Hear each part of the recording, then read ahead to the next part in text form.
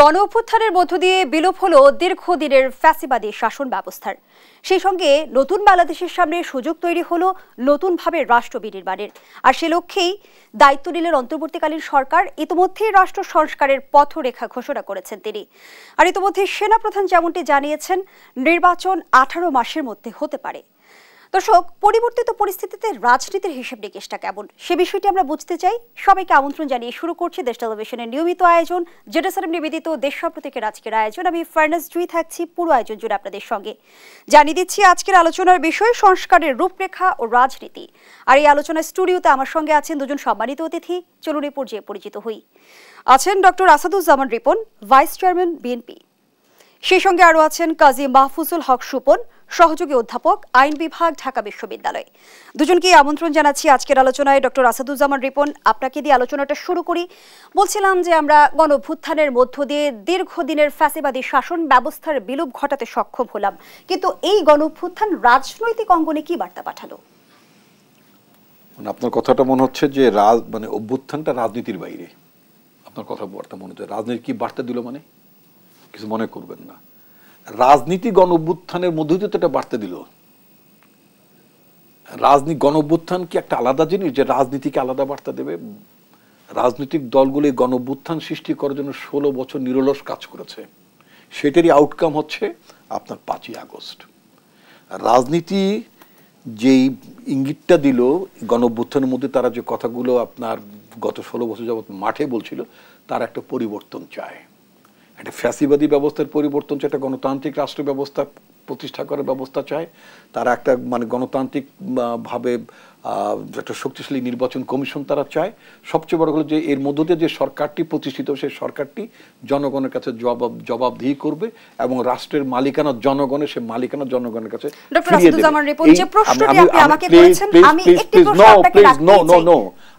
আপনি মাঝে মধ্যেই কথা শেষ করার পরে তারপরে নতুন প্রসঙ্গে কথা বলবেন। তো সেটা হচ্ছে যে আপনার রাজনীতিকরা তাদের লক্ষ্যের কথা বলেছেন। সেই লক্ষ্যটি বাস্তবায়নের জন্য আপনার গণ অভ্যুত্থানটি ছাত্র জনতা সবাই মিলে এটা সংগঠিত হয়েছে। এটা it is not the outcome of আপনার 36 ডেজ। এটা 36 দিনের বিষয় নয়, বিষয়টা গত 16 বছরের বিষয়। সেখানেই আমার প্রশ্ন, যদি আপনি অনুমতি দেন আমি প্রশ্নটা নিশ্চয়ই বলেন। সেটি হচ্ছে যে ছাত্র আন্দোলনে বা ছাত্র জনতার আন্দোলনের রাজনৈতিক দলগুলোর ভূমিকাকে কোনোভাবে উপেক্ষিত? মোটেই না। আপনি শুধু ছাত্র জনতা ভূমিকা দেখছেন কেন? আমি তো সেনাবাহিনীর ভূমিকা দেখি। সেনাবাহিনীর ভূমিকা দেখি। সেনাবাহিনীকে তো আপনার আন্ডারমাইন করার কোনো স্কোপ নাই। বাংলাদেশের যতগুলো পট পরিবর্তন হয়েছে, প্রতিটি পট পরিবর্তনের মধ্য দিয়ে প্রতিটি অভ্যুত্থানের পেছনে বাংলাদেশের সেনাবাহিনীর একটি ভূমিকা ছিল। সেটা 90 সালে হোসেন মোহাম্মদ এরশাদ যখন আপনার সামরিক বাহিনীকে ছাত্রদের বিরুদ্ধে, জনতার বিরুদ্ধে লেলিয়ে দিতে চেয়েছে, আর্মি ডিক্লাইন করেছে। 75 সালের 7ই নভেম্বরে এই বাংলাদেশের জনগণ ট্যাঙ্কের ওপর দাঁড়িয়ে উল্লাস করেছে এবং সেনাবাহিনীর সশস্ত্র বাহিনীর সদস্যের সাথে কোলাকুলি করেছে। এই যে মেলবন্ধন, ছাত্র জনতা সৈনিক, প্রতিটি ঘটনা আপনি যদি দেখেন 2024 সালে ঠিক একই ঘটনা। শেখ হাসিনা বলেছেন যে তোমরা পারো, পুলিশকে বলেছে ওরা পারে, তোমরা পারছো না কেন? সেনাবাহিনী বলেছে no, we can't go against our boys. আমরা আমাদের ছেলেদের বুকে গুলি করতে পারবো না। ঠিক আছে, টোটাল সিচুয়েশনটা ঘুরে গেল। পরে 3 তারিখে সেনাপ্রধান যে আপনার দরবার করলেন, তার সৈনিকদের সাথে মতামত নিলেন, সেটা খবর আপনারা জানেন, যদিও প্রচার করতে পেরেছেন কিনা আমি জানি না। তো ফলে আপনার একটা গতিমুখ পরিবর্তন ঘটল। সুতরাং বাংলাদেশের যে একটা পরিবর্তন হলো 5ই আগস্টে, এখানে ছাত্রদের ভূমিকা আছে, এখানে সাধারণ জনতার ভূমিকা আছে, মায়েদের ভূমিকা আছে, সবারই তো ভূমিকা আছে, ইনক্লুডিং আমাদের আর্ম ফোর্সেসের মেম্বারদের ভূমিকা আছে। তারা যদি শেখ হাসিনার পক্ষ অবলম্বন করতে, তাহলে সিচুয়েশন অন্যরকম হতে পারতো, হয়তো আরো ক্যাজুয়ালিটিস হতো। সেটা হয়নি, তাই না? তো সুতরাং আমি যেটা বলতে চাই, এটা হচ্ছে আমাদের সবার আকাঙ্ক্ষা, কেউ উপেক্ষিত না, আপনার আমাদের আর্ম ফোর্সেস না, জনগণ না, মায়েরা, কেউই না, ছাত্রও না। সুতরাং এটা একটা অপরচুনিটি, নিঃসন্দেহে যে কোনো পরিবর্তন মানুষকে একটা সুযোগ তৈরি করে দেয়, যদি সে সুযোগটা কাজে লাগাতে পারে। সম্ভাবনা থাকে, সংকট থাকে এবং ঝুঁকিও থাকে। আমরা ঝুঁকির মধ্যেও আছি। শুধু আপনি সম্ভাবনার কথা বলেছেন, বিরাট ধরনের। আপনার দৃষ্টিকোণ থেকে ঝুঁকিগুলো কি? আমার দৃষ্টিভঙ্গির ঝুঁকিগুলো কি? দৃষ্টিভঙ্গি ইতিমধ্যে কতগুলো ঝুঁকি আমরা লক্ষ্য করেছি। তার মধ্যে ওয়ান অফ দেম ছিল একটা জুডিশিয়ারি কুর, একটা অ্যাটেম্প ছিল। শেখ হাসিনা নিয়োজিত যে সমস্ত মানে বিচারকরা ছিলেন অ্যাপিলেট ডিভিশনে, অনেক সিনিয়রদেরকে বাইপাস করে যাদেরকে অ্যাপিলেট ডিভিশনে বসিয়েছিল, তারা একটা কু করার চেষ্টা করেছিল আইন বিভাগকে ব্যবহার করে। তারপর আমরা পরবর্তীতে দেখলাম ছাত্রলীগের ছেলেরা আনসারের পোশাক পরে সচিব বলে তারা একটা মানে ঝামেলা পাকানোর চেষ্টা করেছিল। এরপর আমরা দেখলাম বিভিন্ন ট্রেড ইউনিয়ন নামে নতুন নতুন হঠাৎ নানান ধরনের দাবি দেওয়া নিয়ে রাস্তায় আপনার একটা গোলযোগ পাকানোর মানে চেষ্টা করা হচ্ছিল। এখন পর্যন্ত আমাদের দেশে একটা মনমরা বাহিনী আছে, মনমরা বাহিনীর নামটা হচ্ছে পুলিশ। এই পুলিশের অনেক সদস্য এখন পর্যন্ত কাজে যোগদান করেনি, অসংখ্য সদস্য উপরের পর্যায়ে অনেকে কাজে যোগদান করেন। অনেকগুলো থানা থেকে অস্ত্র লুট হয়েছে এবং যে সমস্ত সদস্যরা কাজে যোগদান করেননি তারা শুধু থানা বা তাদের কর্মস্থলী পরিত্যাগ করেনি, সাথে তাদের বৈধ অস্ত্রটাও নিয়ে গিয়েছেন। সুতরাং ওদের কাছ থেকে অস্ত্র উদ্ধার করা, ওদেরকে আইনের আওতায় আনা, ওদেরকে বিচারের সম্মুখীন করা, এগুলো অনেকগুলো চ্যালেঞ্জ, অনেকগুলো ঝুঁকি আমাদের আছে নিঃসন্দেহে। সুতরাং বিপদটা তো আমাদের উপরে এখনো কাটেনি। এই যে নরেন্দ্র মোদী ভারতের প্রধানমন্ত্রী ঘন ঘন নালিশ করেন, বাইডেনের কাছে নালিশ করেন যে তার দেশে এই দেশের সংখ্যালঘুরা নাকি নিরাপত্তাহীনতার মধ্যে আছেন। আমরা যদি মিস্টার মোদীকে যদি আমাদের দেশের প্রধান উপদেষ্টা যদি বলেন, ভবিষ্যৎ যদি বলেন, কিছু তো বলছেনই, সেটা হচ্ছে যে ভারতের সংখ্যালঘুরাও মানে খুব নিরাপত্তার মধ্যে নেই, ফলে ওটার উত্তাপ অথবা ওটার প্রতিক্রিয়া বাংলাদেশে অনুভূত হয়। তো সুতরাং অনেকগুলো সেখানে নিশ্চয়ই আপনি অবগত আছেন ডক্টর ইউনূস এবং জো বাইডেনের যে বৈঠকটি আমরা দেখলাম, ঐতিহাসিক বিরল বৈঠক, সেই বৈঠকের মধ্য দিয়ে ভারতের কাছে কূটনৈতিকভাবে কি বার্তা গেল? নট অনলি ভারতের কাছে কেন যাবে, শুধু এটা অনেকের, যেটা নরেন্দ্র মোদী প্রসঙ্গে এটা অনেকের কাছেই গিয়েছে। সেটা হচ্ছে যে প্রফেসর মোহাম্মদ ইউনূস তিনি মার্কিন যুক্তরাষ্ট্রের সর্বোচ্চ রাষ্ট্রীয় পদকে ভূষিত একজন মানুষ। ও দেশের বেশ কয়েকজন প্রেসিডেন্ট, আমি যদি বলি ইভেন মানে মিস্টার ক্লিন্টন, মিস্টার ওবামা, তারপরে পরবর্তী প্রেসিডেন্সিয়াল ক্যান্ডিডেট ছিলেন ফর্মেসে হিলারি ক্লিন্টন থেকে শুরু করে ইনক্লুডিং জো বাইডেন, মানে মার্কিন যুক্তরাষ্ট্রের অসংখ্য সিনেটর, অসংখ্য মানে কংগ্রেসম্যান যারা ওখানকার আইন প্রণেতা, তারা অনেকেই পছন্দ করেন। সারা পৃথিবীতে 70-এর চেয়েও বেশি জীবিত নোবেল লরিয়েট যারা প্রফেসর মোহাম্মদ ইউনূসের প্রতি যে নিপীড়নটা হচ্ছিল এই দেশে তার প্রতিবাদ জানিয়েছেন। সারা পৃথিবীর বর্ণাঢ্য মানে ব্যাকগ্রাউন্ডের যে সমস্ত নাগরিক, বিশ্ব সম্প্রদায়ের নাগরিকরা যারা আছেন, তারা তার প্রতি সহানুভূতি প্রকাশ করেন, including immediate past prime minister of United kingdom mister Rishi Sunak, তার শ্বশুরও সেখানে বিবৃতি দিয়েছেন। সুতরাং এবং আপনি এরপরে যে এইবার যে বাংলাদেশের প্রধান উপদেষ্টা তিনি যে এবার মানে মার্কিন যুক্তরাষ্ট্রে গেলেন, জাতিসংঘে গেলেন, এন্টার ফোকাসটাই তো মানে আপনার ডক্টর ইউনূসের প্রতি। এটা মানে আপনার অভূতপূর্ব বিরল ব্যাপারটা তো প্রজাতীয় বিরল হতে পারে, আমি শব্দটা বিরলও বলবো না, অভূতপূর্ব বলবো, অ্যামাজিং ইনফ্যাক্ট। তো এটা বাংলাদেশের নাগরিক হিসেবে আমি নিঃসন্দেহে মানে গৌরববোধ করি, গর্ববোধ করি যে আমার দেশের নাগরিক, আমার দেশের একজন নাগরিক যিনি নোবেল বিজয়ী ছিলেন, আমার দেশের একজন, তিনি দেশের এখন মানে প্রধান নির্বাহী মানে চিফ অ্যাডভাইজার, তিনি সম্মানিত হচ্ছেন, বাংলাদেশের পাশে বিশ্ব সম্প্রদায় দাঁড়াতে চাচ্ছেন, বিনিয়োগ করতে চাচ্ছেন, বাংলাদেশের ছাত্র জনতার যে আকাঙ্ক্ষায় যে বাংলাদেশ নতুনভাবে বিনির্মাণের যে স্বপ্ন, সেই স্বপ্নকে তারা মানে সাহস যোগাচ্ছেন এবং তারা সেই স্বপ্ন বাস্তবায়নের জন্য অঙ্গীকার করেছেন। প্রধান উপদেষ্টা সে কথাগুলো বলেছেন বটে। তো ফলে এটা একটা চমৎকার সুযোগ আমাদের জন্য। এই চমৎকার সুযোগটা যদি আমরা কাজে লাগাতে পারি, আমরা বিনিয়োগ আকৃষ্ট করতে পারবো, আমরা বাইরে কর্মসংস্থানের অধিক সংখ্যক মানুষের জন্য কর্মসংস্থানের ব্যবস্থা করতে পারবো, আমাদের কি বলে যে আমাদের ছেলেমেয়েরা বিদেশে পড়াশোনার সুযোগগুলো পাবে, অনেকগুলো কোঅপারেশন হতে পারে আমাদের বিশ্ববিদ্যালয়গুলো, অ্যাটলিস্ট ঢাকা বিশ্ববিদ্যালয় যেটা একটা সিঙ্গারা সমুচার নামে যে স্যাটাইটটা করা হতো, সেই সমুচার অভিধা থেকে আমরা বেরিয়ে এসে এখানে একটা বড় ধরনের আপনার মানে জ্ঞান চর্চার বড় মাপের সব ক্ষেত্রে আসলে পরিবর্তনের সুবাতাস নিশ্চয়ই বইছে। সুবাতাস বইছে না, পরিবর্তনের অমিত সম্ভাবনার কথা জাগান দিচ্ছে। জি, আপনার কথাই যদি ধরে নেই যে কোনো পরিবর্তনই আসলে সুযোগ এবং সম্ভাবনা তৈরি করে, সেখানেই কিন্তু প্রথমে আপনার কাছে আমি প্রশ্ন রেখেছিলাম যে গণঅভ্যুত্থান পরিবর্তিত পরিস্থিতিতে আসলে রাজনীতিতে পরিবর্তনের সুবাতাসটা বইছে কি?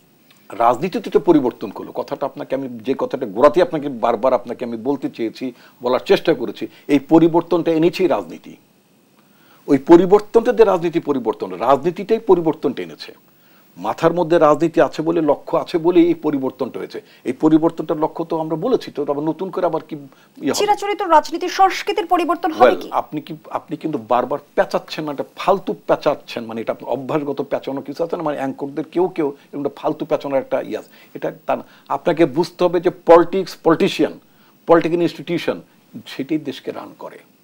উইদাউট হ্যাভিং পলিটিক্স এবং পলিটিক্যাল ইনস্টিটিউশন কোনো দেশ অগ্রগতি লাভ করে না।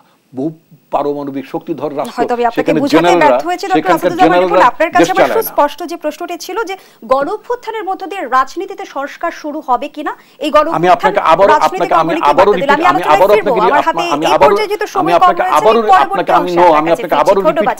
রিপিট করব যে রাজনীতিতে পরিবর্তনটা আনেন। জি, আমি কিন্তু সেই বিতর্কে যেতে চাই না ডক্টর কাজী মাহফুজুল হক স্বপন, যে বিষয়টি আপনার কাছেও জানতে চাই যে পরিবর্তিত পরিস্থিতিতে রাজনীতির সমীকরণটা এখন কেমন দেখছেন? রাজনীতি একটা তাত্ত্বিক জায়গায় যদি আমরা থাকি, যে একটা হচ্ছে রাজনীতি আমরা পড়ি এটা, আর একটা হচ্ছে রাজনীতি আমরা করি, দুটো জিনিস চর্চা করি। তো রাজনীতি একটা অনেক বড় বিষয়। তো যখন আমরা রাজনীতি চর্চা করি সেখানে একটা কাঠামো থাকে, আগে হয়তো আমরা বলবো একটা সংবিধান, আমাদের কিছু প্র্যাকটিস থাকে আমাদের সংবিধানের বাইরে, যেগুলো আমরা বৈধভাবে চর্চা করি অনেক বছর যাবত। এরপরে থাকে কিছু প্রতিষ্ঠান, যেমন আমাদের সংসদ আছে, কিছু রাজনৈতিক দল। তো রাজনীতি আমরা তাত্ত্বিকভাবে যেটা সবসময় আমরা যেটা ইউনিভার্সিটিতে পড়ি পলিটিক্যাল সায়েন্সে, বা আমরা নিজেরা মনে করি, আমরা সাধারণত একটা মডেল দাঁড় করানোর চেষ্টা করি সবাই মনে মনে, আমরা নাগরিকরা, যে এরকম হওয়া উচিত। আর ইন প্র্যাকটিস যেটা আমরা চর্চা করি, কাঠামোর বাইরে চলে যাই। এবং আমরা যদি ৭২-এর সংবিধান দেখি, ওটা কিছু কাঠামোগত ত্রুটি ছিল, কিছু ধারণাগত সমস্যা ছিল, কিন্তু মোটামুটিভাবে বলা যায় যে ওই সময়ের জন্য একটা ভালো সংবিধানই ছিল এটা। কিন্তু আমরা খুব দ্রুত আমরা খেয়াল করলাম যে আমরা ওই কাঠামোর বাইরে চলে গেলাম, এবং এরপরে প্রতিটা সরকার যারা এসেছে এটাকে আগের অবস্থায় ফেরত দেওয়ার চেষ্টা করেছে, আবার আরেক সরকার এসেছে, তারা আরেকভাবে তাদের মতো করে এটাকে পরিবর্তন করেছে। কাঠামোটা আমরা ঠিক রাখতে পারি নাই। তো রাজনৈতিক চর্চার সংবিধানকে আমরা বলি রাষ্ট্রের সর্বোচ্চ আইন। এই চর্চার যে সর্বোচ্চ আইন, এটাকে আমরা কেউ শ্রদ্ধা করি নাই, কেউ করি নাই আসলে। এবং এটা একটা প্র্যাকটিস আমাদের। এবং আরেকটা প্র্যাকটিস এই চর্চা থেকে শুরু হয়েছে যে আমরা ক্ষমতাটা ছাড়তে চাচ্ছি না। কেন ছাড়তে চাচ্ছি না? যে গণতান্ত্রিক যে চর্চাটা সংবিধানের মধ্যে ছিল, যেটা তাত্ত্বিকভাবে, যেটা আমরা চর্চা যখন করতে গেলাম, এই নির্বাচনগুলো আমরা ঠিক মতো করি নাই। এবং আমাদের যারাই আমরা ক্ষমতায় গিয়েছি, আমরা ক্ষমতাকে দীর্ঘায়িত করার জন্য সংবিধানও সংশোধন করেছি, নির্বাচনগুলো আমাদের মতো যেভাবে করা উচিত গণতান্ত্রিক উপায়ে সুষ্ঠু এবং স্বাধীন নির্বাচন যেটা আমরা বলি, সেটা আমরা করতে পারি নাই। এই চর্চাটার সাথে সাথে আরও কতগুলো খারাপ চর্চা শুরু হয়েছে। তার মধ্যে একটা হচ্ছে ক্ষমতা এবং অর্থ কুক্ষিগত করার একটা প্রবণতা রাজনীতিবিদদের মধ্যে। এবং একটা বিষয় খেয়াল করে দেখবেন, এইটা অপেক্ষাকৃত শুরুর দিকে ছিল যারা একটু প্রবীণ রাজনীতিবিদ তাদের মধ্যে, কিন্তু গত ২০ বছরে আমরা সেই চর্চা তো আরো অধোগতি দেখেছি, যে অপেক্ষাকৃত তরুণ যারা রাজনীতিবিদ তাদের মধ্যেও কিন্তু এই প্রবণতাটা শুরু হয়েছে। তার মানে হচ্ছে যে আমরা যে একটা বৈষম্য এবং নিপীড়নহীন একটা সমাজ তৈরি করতে চেয়েছিলাম সংবিধানের আলোকে, সেটা আমরা পারি নাই। এবং এই যে রাজনীতিবিদরা যেটা এই প্র্যাকটিসগুলো ধীরে ধীরে তারা নিজেরা করেছেন এবং এটাকে ছড়িয়ে দিয়েছেন, যেটা কোনোভাবে জনসমর্থন পায়নি, এবং যে কারণে এই আন্দোলনগুলো হয় আমাদের বিভিন্ন সময় হয়েছে। আমাদের ৭১-এর মুক্তিযুদ্ধ এই কারণে হয়েছে বৈষম্য, ৯০-এর গণ আন্দোলন, এবং এখন যে আমরা গণঅভ্যুত্থানটা ঘটালাম, এটা কিন্তু একটা বৈষম্য থেকেই হয়েছে মূলত, যে একদল রাজনীতি করছে আরেক দলকে মাঠে দাঁড়াতে দেওয়া হচ্ছে না। তো এই বৈষম্যগুলো অনেক ধরনের, অর্থনৈতিক বৈষম্য ছিল, বাক স্বাধীনতার বৈষম্য ছিল, আমরা কি লিখবো ফেসবুকে সেটা নিয়েও বৈষম্য ছিল। একদল আমরা লিখতে গিয়ে চিন্তা করতাম, আরেকদল চিন্তা করছে না। তারপরে আমরা ভীতি ছিল, বৈষম্য ছিল না, ভীতি ছিল। ভীতি দিয়ে এই বৈষম্যগুলো তৈরি করা হয়েছে। তারপরে ক্রস ফায়ারে কাকে দেওয়া হবে সেখানেও বৈষম্য ছিল। যে আমি সরি মিস্টার প্রফেসর, ক্রস ফায়ারে কাউকে দেবে, এটার মধ্যে বৈষম্যের কি আছে? মানে তার মানে কি আওয়ামী লীগের 4টাকে দেবে, বিএনপির 6টাকে দেবে, এরকম বৈষম্য না? ঠিক আছে, তো নীতিগতভাবে এটা অমানবিক ব্যাপার, এটা বৈষম্যের ব্যাপার, এটা আইন পরিপন্থী, আন্তর্জাতিক আইনের পরিপন্থী। আমি বৈষম্যটা এই জন্য বললাম যে এই যে আমরা একটা জিনিস দাঁড় করালাম, যে যাদের বিরুদ্ধে অনেক মামলা, তাদেরকে ক্রস ফায়ারে দেওয়া হবে, যে তাদেরকে মামলাগুলো টিকছে না। বৈষম্যটা কোথায় হলো, আমার দলের যাদের বিরুদ্ধে অনেক মামলা ছিল নিয়মিতভাবে যারা বিভিন্ন অপরাধে জড়িত তাদেরকে কিন্তু ক্রস ফায়ারে দেওয়া হয় নাই। ক্রস ফায়ারটা তো ওভারঅল ক্রস ফায়ারটি তো আপনার ইয়ে না, গণতান্ত্রিক না, এটা অসাংবিধানিক, অমানবিক এবং একাডেমিক্যালি আপনি কোনোভাবেই সাপোর্ট করতে পারবেন না, এবং এটা অপরাধ কৌশলী হতে পারে না। তো এই যে চর্চাগুলো হয়েছে, এই চর্চাগুলো আমাদের রাজনীতিকে কলুষিত করেছে। যে চর্চার কথা আপনি বলছেন কাজী মাহফুজুল হক, সেখানেই আমার প্রশ্ন যে দীর্ঘদিনের চিরাচরিত রাজনীতির সংস্কৃতির পরিবর্তন কতটা দরকার? প্রশ্নটি থাকছে আপনার কাছে, একটা বিরতির সময় হয়েছে। দর্শক, জেনেসারের নিবেদিত দেশাপ্রতীকের এই পর্যায়ে একটা বিরতি নিচ্ছি, সাথেই থাকুন।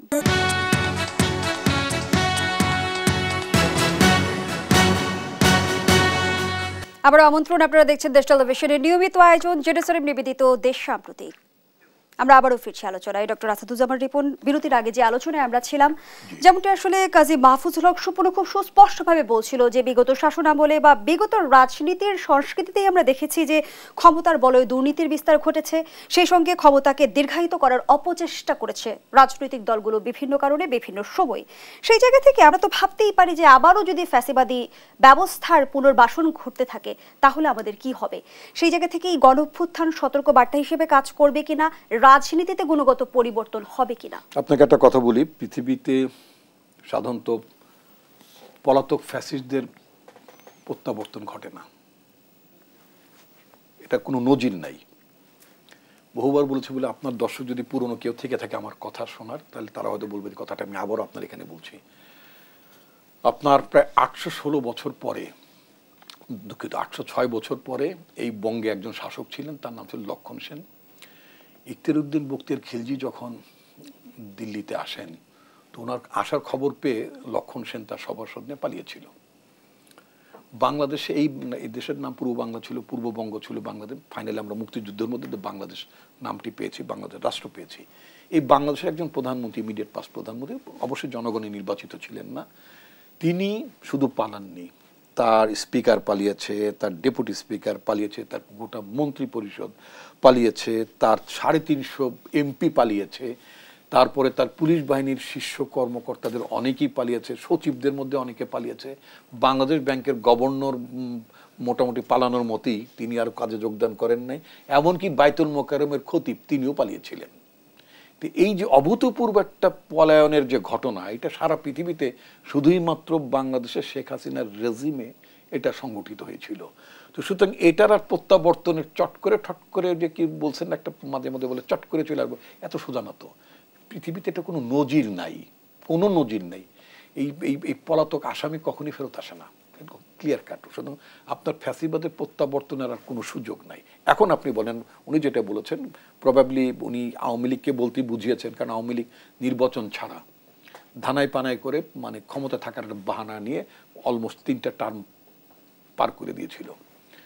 তো এইভাবে তো ধানায় পানায় করে ইলেকশন করার আর কোনো সুযোগ থাকবে না। আমরা যেটা আমরা বলি যে আমরা একটা স্বচ্ছ নির্বাচন ব্যবস্থার জন্য আমরা গত 16 বছর ফাইট করেছি। আমরা বাংলাদেশ রাষ্ট্রে একটা ডেমোক্রেটিক ক্যারেক্টার থাকতে হয়। রাষ্ট্র যদি গণতান্ত্রিক চরিত্র ধারণ না করে তাহলে রাষ্ট্র নিজেই ফ্যাসিস্ট হয়ে যায়। সেজন্য আমরা রাষ্ট্র ব্যবস্থার একটা গণতান্ত্রিক রূপ চরিত্র দেখার কথা আমরা গত 16 বছর, আমরা মানে আমাদের দল এবং আমাদের সমমনা দলগুলো গত 16 বছর যাবত এই কথাগুলি আমরা বলছি। আমরা বলেছি যে প্রধানমন্ত্রী ওই যে উনি যেটা বলেছেন যে বারবার মানে কি বলে ক্ষমতাকে দীর্ঘায়িত করার চেষ্টা করে। আমরা বলেছি, আমাদের দল বলেছে 2017 সালে আমার পার্টির প্রধান বেগম খালেদা জিয়া বলেছেন যে প্রধানমন্ত্রী পদে অর্থাৎ চিফ এক্সিকিউটিভ, সরকারের চিফ এক্সিকিউটিভ পদের ব্যক্তি দুবারে বেশি থাকতে পারবেন না। তাহলে অব্যাহতভাবে ক্ষমতা ধরে রাখার টেন্ডেন্সিটা যে থাকা উচিত না, এটা আমাদের দল সবার আগে বলেছে 2017। যে গণতন্ত্র চর্চার কথা আপনি বলছেন, রাজনৈতিক দলগুলো বর্তমান সময়ে কতটা গণতন্ত্রের চর্চা করে থাকে? আসছি আপু, 7 বছর আগে কথাগুলো আমরা বলেছি। আমরা বলেছি যে রাষ্ট্রের প্রধান নির্বাহী অর্থাৎ প্রধানমন্ত্রীর সাথে প্রেসিডেন্টের ক্ষমতার একটা ভারসাম্য থাকতো, এটা আমরাই বলেছি। সংস্কারের আমাদের ছেলেমেয়েরা এখন এগুলো বলে নাই, তারা শুধু 1 দফা দিয়েছে। 1 দফা দেওয়ার পরে সরকারের পরিবর্তন ঘটেছে, 1 দফাটা আমরা দিয়েছি আরো বহু আগে। এবং আমরা এই রাজনৈতিক দলগুলো আমরা যদি শেখ হাসিনার সরকারের অধীনে যদি নির্বাচনে যেতাম, আমরা যদি নির্বাচনটা করতাম, তাহলে তো ফ্যাসিস্ট শেখ হাসিনা লিগালাইজড হয়ে যেত। মোরালি তাকে আপনি কিভাবে বলতেন তুমি অনির্বাচিত সরকার?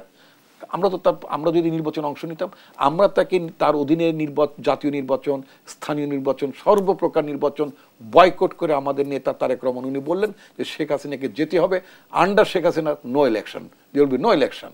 এই যে আমরা একটা অ্যাডামেন্ট পজিশন আমরা নিলাম এবং এক দফার কথা বলো যে ইউ মাস্ট গো, তোমাকে ক্ষমতা থেকে যেতে হবে। I am very much happy to see যে আওয়ার বয়েজ অ্যান্ড গার্লস, কারণ ওরা তো আমাদের ছেলেমেয়ের বয়সী, আমাদের ছেলেমেয়েরা ঠিক একই কথা শেষ মুহূর্তে চাকরি কোটা নানান কথাবার্তা বলে 36 দিনের শুরুতেই তো আর সরকার চলে যাও বলেনি, চাকরির কথা বলেছে, কোটার কথা বলেছে, মুক্তিযুদ্ধের মানে ভুয়া মুক্তিযোদ্ধাদের কথা বলেছে, এবং ফাইনালি যখন সরকার চূড়ান্তভাবে নিপীড়ন শুরু করলো তখন তারা বলেছে এক দফা। ফাইন, এই এক দফার কথাটি রাজনৈতিক দলগুলো বহুত আগে থেকে বলেছে। রাজনৈতিক দলগুলো বিএনপি সহ অন্যান্য রাজনৈতিক দলগুলো বহু আগেই বলেছে রাষ্ট্র ব্যবস্থার পরিবর্তন লাগবে, প্রধানমন্ত্রী প্রেসিডেন্টের ক্ষমতার ভারসাম্য লাগবে, যেটা আমাদের সেনাপতি গত পরশু তিনি বলেছেন। আচ্ছা, তো সুতরাং এই বিষয়গুলো ব্যক্ত মানে এগুলো অলরেডি উচ্চারিত, এগুলো রাজনৈতিক দলগুলোর আকাঙ্ক্ষা, এগুলো রাজনৈতিক মানে আমি বিএনপির কথা বলছি, যেহেতু আমি বিএনপি রিপ্রেজেন্ট করি, এগুলো আমাদের দলের তরফ থেকে, এগুলো আমাদের প্রমিস, এগুলো আমাদের কর্মসূচি। রাষ্ট্র সংঘর্ষের রাষ্ট্র মেরামতের জন্য আমাদের নেতা তারেক রহমান আজ থেকে 2 বছর আগে 31 দফার একটা কর্মসূচি তিনি ঘোষণা করেছেন। সুতরাং এগুলো these are the all promises to our পিপুল।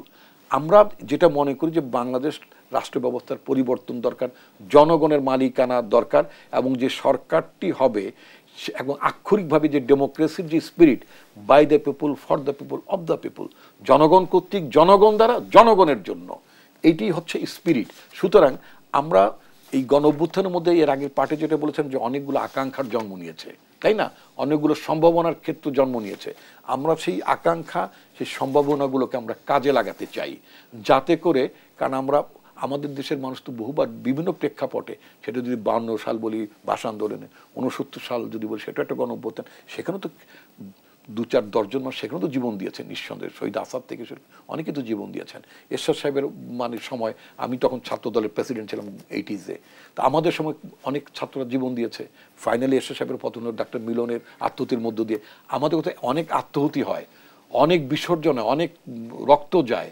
এর বিনিময়ে রাষ্ট্রটা বিনির্মাণের যে স্বপ্ন থাকে, সে আকাঙ্ক্ষাগুলো থাকে, সে আকাঙ্ক্ষাগুলো কিন্তু মানে এত বড় পরিবর্তন কিন্তু এর আগে বাংলাদেশে কখনই হয়নি।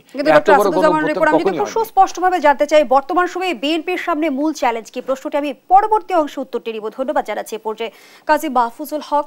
আমরা যেমনটি দেখলাম যে সংস্কার ঘিরে নানা বিতর্ক, সেই জায়গা থেকে নির্বাচনের একটা সম্ভাব্য সময়ে আমরা জানতে পেরেছি, সেনাপ্রধান যেমনটি বলেছেন, সেই জায়গা থেকে রাজনীতিতে ঐক্যমত্য ছাড়া সংস্কার সম্ভব কি?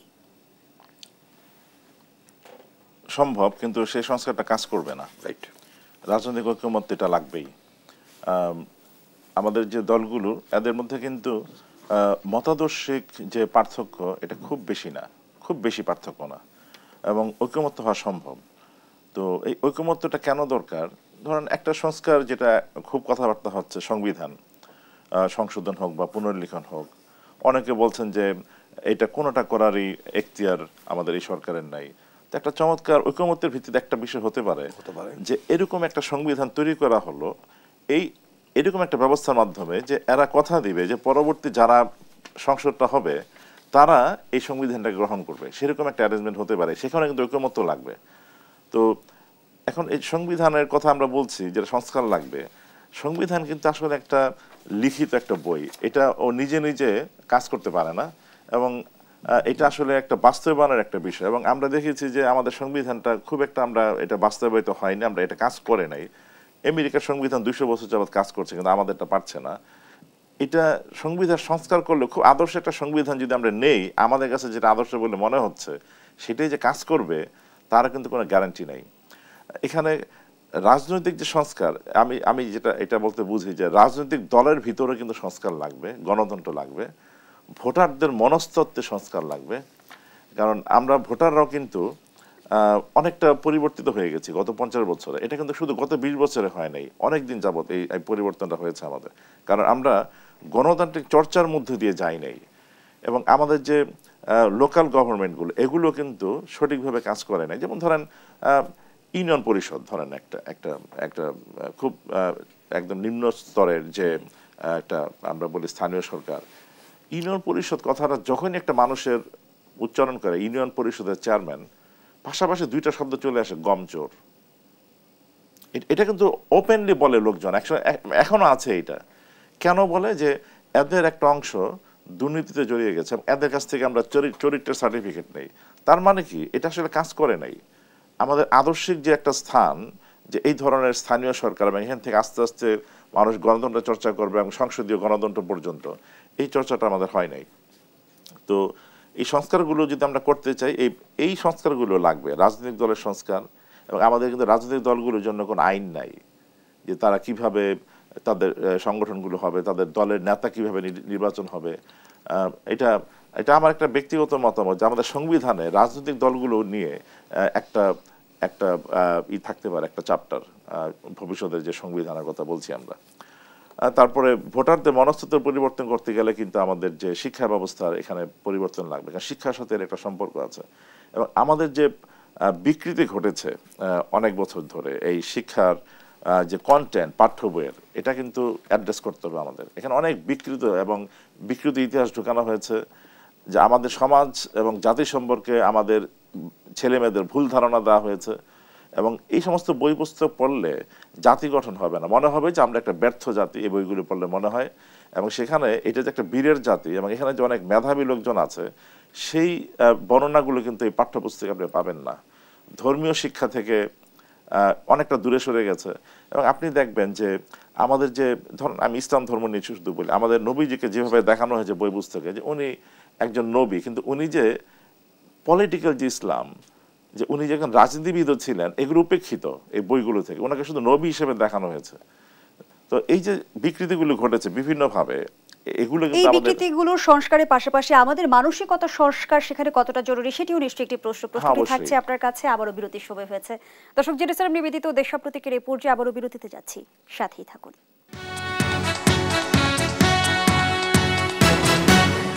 ফিরে এলাম, আপনারা দেখছেন জেরুজালেম নিবেদিত দেশ সাম্প্রতিক। আমরা আবারও ফিরছি আলোচকদের কাছে। ডক্টর আসাদুজ্জামান রিপন যেমনটি সেনা প্রধান রয়টার্সকে দেওয়ার সাক্ষাৎকারে বলেছেন, রাজনীতিতে হস্তক্ষেপ করবে না সেনাবাহিনী এবং 18 মাসের মধ্যে নির্বাচন হতে পারে। সেই জায়গা থেকে আপনারা বারবার বলেছেন অন্তর্বর্তীকালীন সরকারকে যৌক্তিক সময় দেওয়ার কথা। যৌক্তিক সময়টা কি আসলে 18 মাস সময়ের সাথে যাবে না কেন? কারণ আপনার অনেকগুলো মাহফুজ সাহেব উনি কতগুলো প্রশ্ন তুলেছেন, আপনি তার কাছে সংস্কারের কথা বলেছিলেন। মানে কি বলে, আপনার ইউনিটিটা হচ্ছে সব রাজনৈতিক দলগুলো কিন্তু সংস্কারের পক্ষে, আর আমার দল তো সংস্কারের প্রস্তাবই দিয়েছে। রাষ্ট্র সংস্কার, রাষ্ট্র মেরামতের জন্য 17 সাল থেকে কিন্তু আমরা অনেকগুলো প্রস্তাব দিয়েছি। সামারাইজ করে লাস্টলি আমরা 31 দফা দিয়েছি, আমার নেত্রী 10 দফা দিয়েছেন এর আগে। তো সুতরাং মানে মানুষ, রাজনৈতিক দলগুলো তো সংস্কার চায়। এখন এই সংস্কারটা আপনার একটা মানে প্রপার মানে ফরম্যাটে আনার জন্য আপনার সময় লাগবে। আপনি চান কি এটা ভালো নির্বাচন, এটা ভালো নির্বাচন করার জন্য আপনার শুধুই মাত্র কি আপনি ভোটাররা ভোট কেন্দ্রে গেলে এটা ভালো নির্বাচন হবে, এটা কন্ডাক্ট করতে হবে না?